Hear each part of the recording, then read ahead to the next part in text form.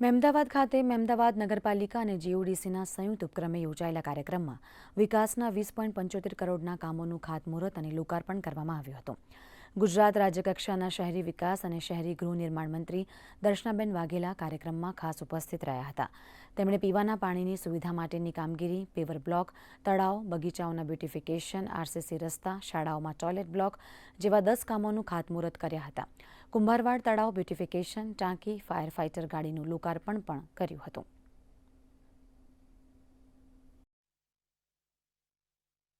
ધારાસભ્ય શ્રી અર્જુનસિંહ દ્વારા અહીંયા જે વિવિધ કામો સરકારમાં ગ્રાન્ટ લઈ આવી અને આ વિધાનસભામાં સારી રીતે કામ થાય અને મહેમદાવાદના લોકોની સુખાકારીમાં વધારો થાય તેવો અમારા સૌનો પ્રયત્ન છે।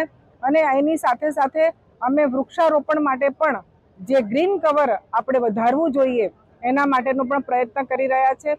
માટે અમારો વૃક્ષારોપણના કાર્યક્રમો પણ અવિરત ચાલુ રહેવાના છે।